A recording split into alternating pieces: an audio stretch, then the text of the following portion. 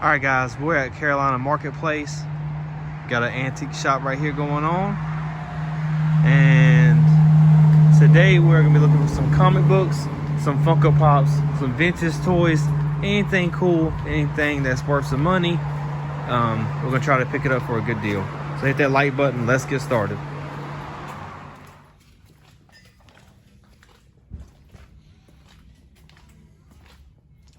All right, guys, maybe we can find some comic books today.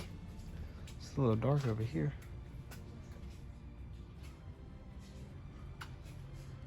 And toys. One of them Singer. Some things are worth some money. Some Barbie dolls are worth money too. Especially the Monster High ones. Oh, well, sorry, babe. Worth a little bit more. Sorry for what? We're having him put the book back. Huh. Yeah, there's like a couple comic books. Marvel's what you want to try to collect. Some of this stuff, like, I wouldn't know nothing about this. Might have to look it up. But we'll see what happens. RoboCop. I don't know what this is. Freeman. So, that's the thing about comic books. You kind of, you're not really sure. And you think it might be something. Look it up. You never know. Oh, we got some more right here, too.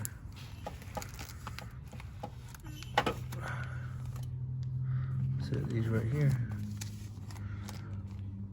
The web. I don't know. Mega Man. Number 2 is the first appearance of Lobo, so be on the lookout for that.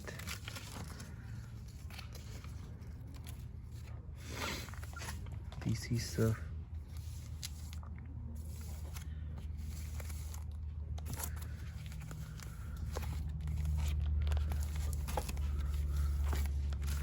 Some of these ain't worth much. This must be. This is Doom 2099. What number is this? It's actually number volume 1. This is a Hit Girl, issue number 5. Huh. How much are these? I don't even think they have a price on them.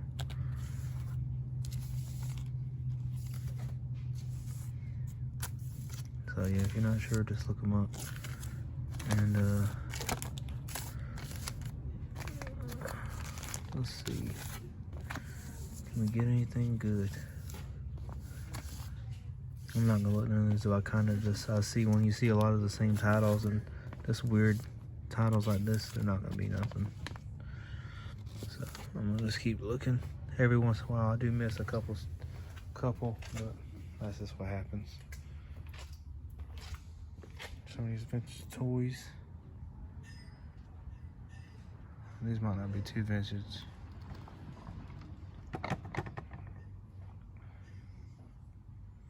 Some of the older Hot Wheels are worth money too.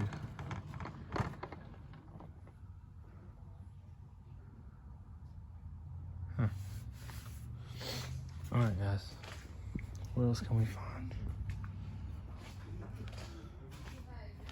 It's a big old surfboard.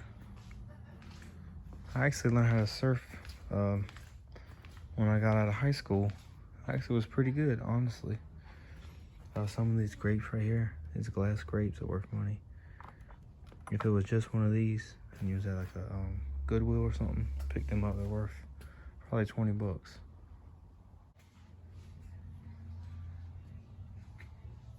Old Star Wars.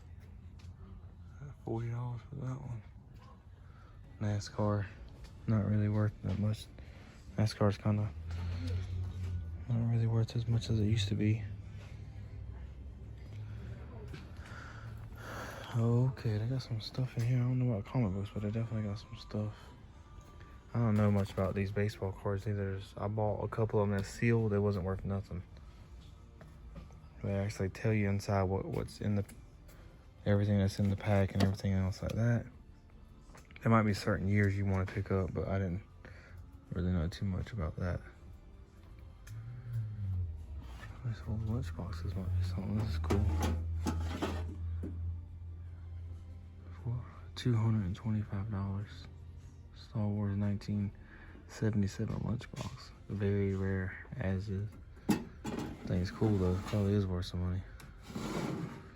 Ozzy Osbourne. That's cool.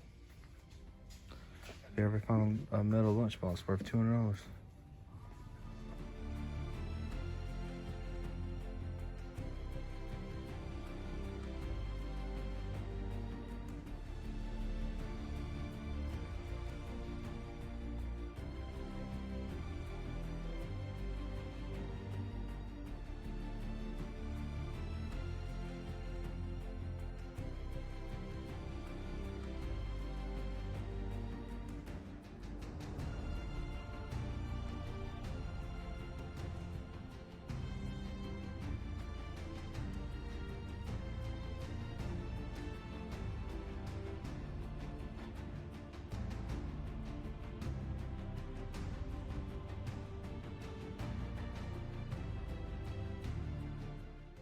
All right, guys, we're looking for some keys, some Marvel stuff. I don't see nothing right now, but I try to invest in books that's worth a little bit of money. I don't really try to collect the filler copies and the reader copies. I look for something that's pretty decent that would one day hold some value. So we're gonna keep digging and see if we can find something. Here's a Marvel Tales. I thought it was number 1, but it was number 7. And even if the book ain't really a good key, or I still collect them if they're like high grade books, or if it's like a newsstand from the 90s, I try to go ahead and grab something like that. It don't have to be just a key. Like conditions a lot with the comic books, so I look for something that could be maybe a 9/8 or a really cool cover, stuff like that. And let's keep digging. Maybe we can find something else.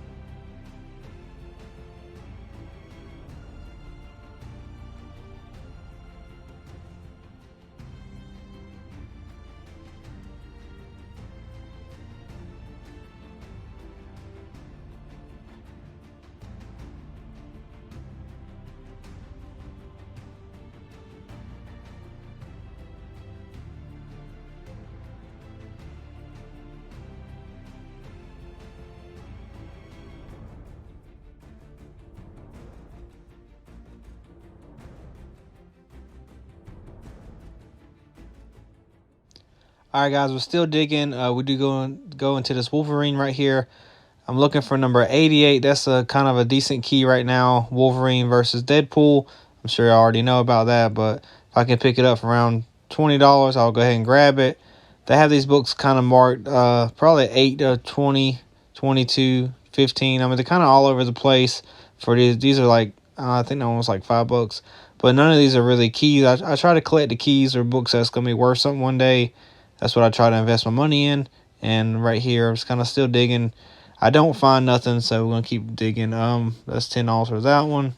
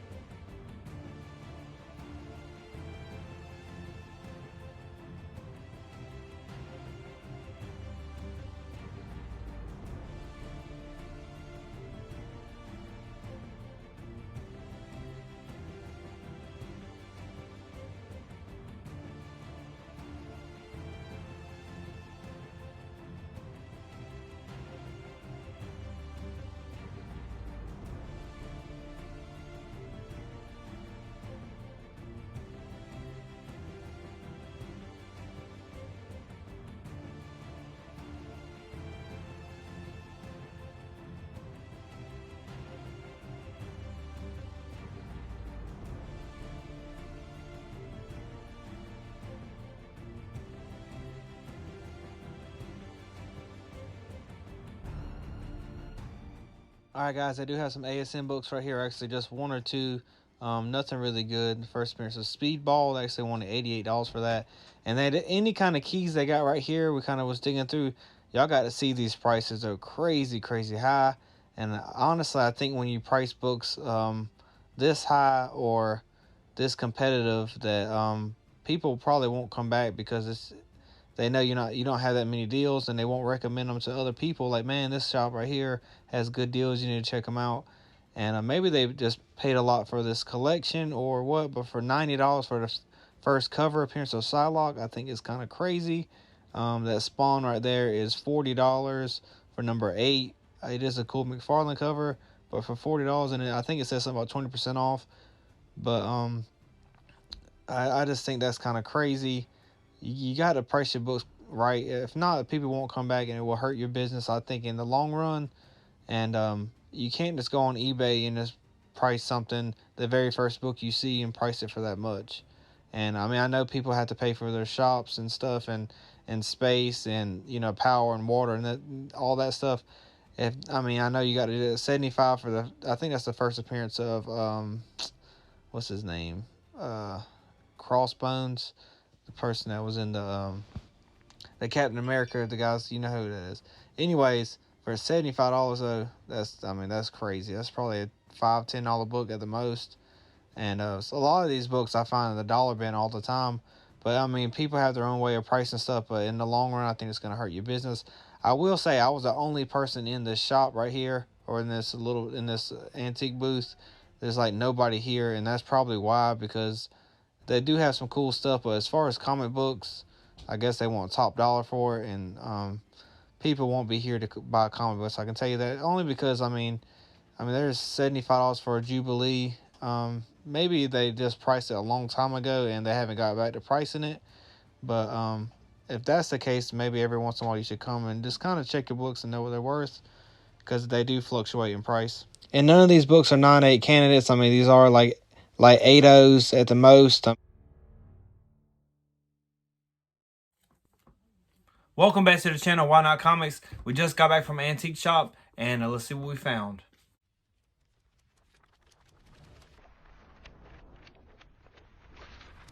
Alright guys, first went to this antique shop, and some of these books are priced so high.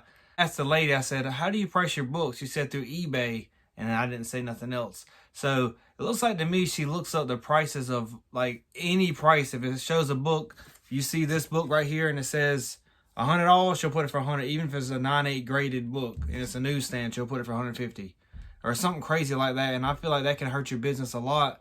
You should know like what the book's worth and how to price stuff, because if you overprice stuff, people won't come back. Everybody kind of wants a deal. I want a deal. I'm sure y'all want a deal too. If you find this book for $2, I'm sure you would pick it up. But if it's $150 and everything's like so priced so high, I don't think they're ever going to come back. So that can hurt your business a lot. So when you're pricing books, kind of know what it's worth. And always go by sold prices on eBay. I know I asked this one guy, how does he price his books? And I told him, look, you got this, you got a 2.5 that's selling for, just say $500 online. I said, you're asking $750 for it. I said, and the last one sold on eBay was $500. And the guy said, well, I don't go by eBay prices. And I said, okay. And it was on there for so long, I think he eventually took it off. That was on, not eBay, that was on Macari. He said he don't go by eBay prices. So, some people don't go by that, but I think because eBay's been around so long, that's a good guide kind of where you're at, because everybody sells on eBay. Everybody knows about eBay. If they want to sell something or want to know what something's worth, they go on eBay and they Google it or they search it on eBay and see what it's worth. So eBay's your best bet. And comment down below, how do y'all do your price? I know people do like Go Collect and Price Guides, and they have all the price guide books and stuff, but I think eBay's your best friend. And if you're looking to open up like an antique shop or a comic shop or something like that, I wouldn't go by just a straight eBay price. Go to sold and kind of go from there. So here's some books I did pick up, and let's go ahead and get into this. We got a Maximum Carnage number 9 out of 14. 2 books for this one. All these Maximum Carnage I paid $2 for. I think I did pretty good. This one is number 8 out of 14. Direct copy. I picked this one up for $1. So, I mean, I did good on that one. But that was last week. Then I got, this is number 6 out of 14. And my buddy Larry Green's actually looking for the Maximum Carnage run, so I grabbed this for him. We got Maximum Carnage number 7 out of 14. And then we got the Mighty Thor number 366. This is actually the first time Thor becomes a frog. And the new Loki season 2 is coming out. And some reason I think I've seen him on YouTube. It shows like a cover or a picture of him, a thumbnail of him. So this book might actually go up in price. So keep your eye on that one. We got the first appearance of Maverick, second appearance of Omega Red. $5 for this one. Newsstand. This is my favorite book to invest in, is Omega Red. This is obviously the second appearance. But Omega Red, I believe, is coming hopefully to the MCU. We've seen a lot of times that X-Men's fought kind of the same people, but Omega Red on the big screen hopefully will come pretty soon. I know we've seen a little cameo, but I want to see him in the main villain they're fighting. And then we got Secret Wars number 2. Cool little book.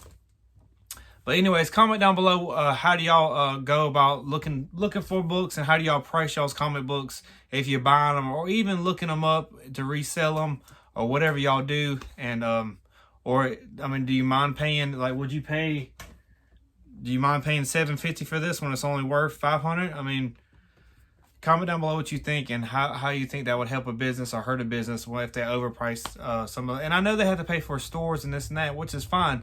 I mean, if this is worth $500, all right, even if you list it for $600, I mean, you're still making a little bit of money. And I would say I'm sure that they didn't pay $500 for the book. You want to buy, everybody, like I said, everybody wants to buy, get a book for cheap or get a good deal. And I'm sure that's what a comic shop or an antique shop, that's what they do. They get stuff for cheaper and they sell it for more. That's what everybody does. I mean, used car salesmen, they get a car at an auction, or maybe on Facebook Marketplace, they buy a car and they sell it. They buy it for $2,000. If they're change the oil, do some tire work, whatever they need to do, and they sell it for $4,000. I mean, that's just part of it. That's what people do in the world. Everybody does it. And I just kind of want to know what y'all do.